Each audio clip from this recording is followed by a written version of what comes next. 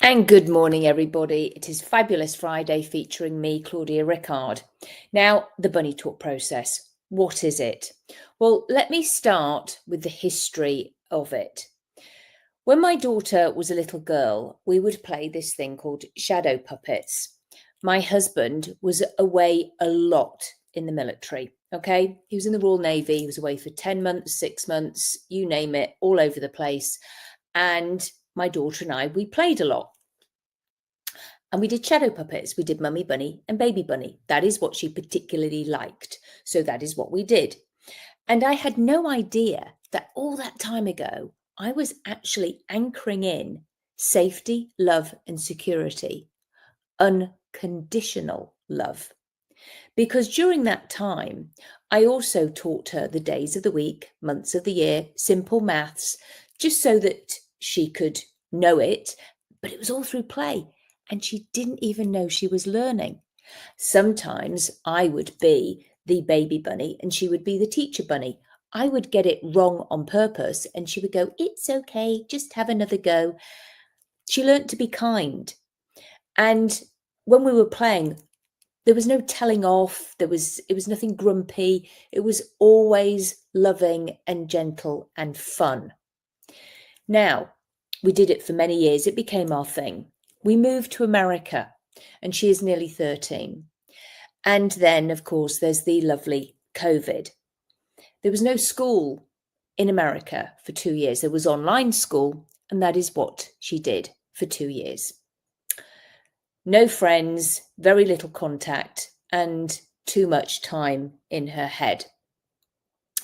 And it was a very unhappy time for her.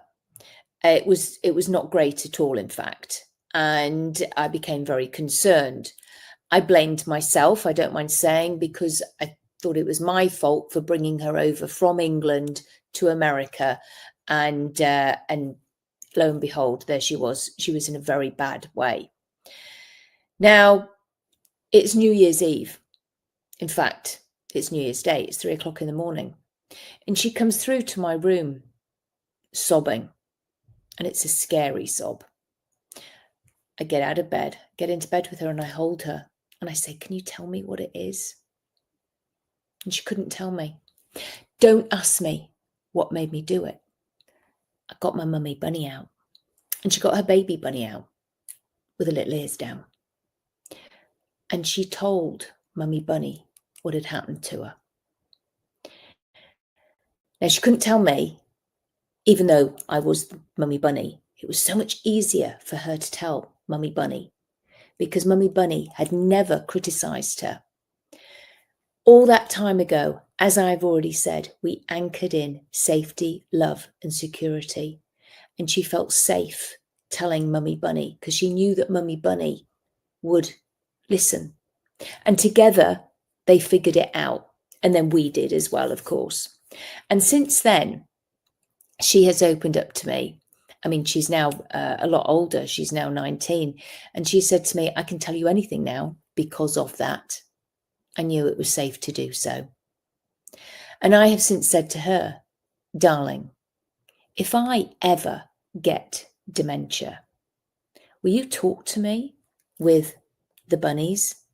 Because I may forget you, but I will never forget the feeling of the bunny talk."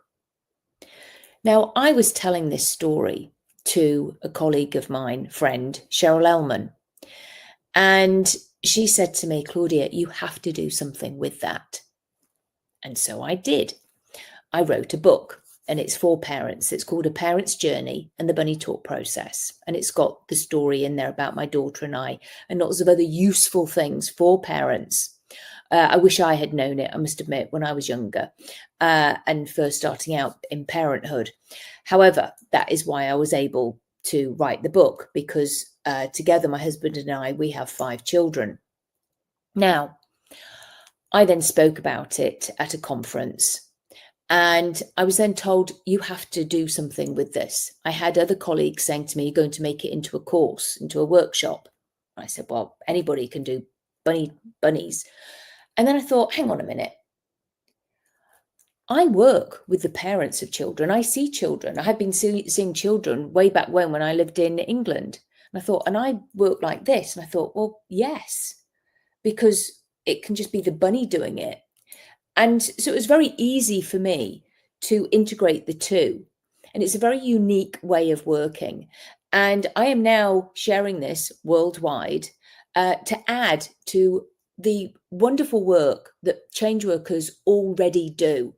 It's a unique way, it's different, and you don't have to use it all, or you could if you're new to working with children and teens and the parents of. However, do you know what?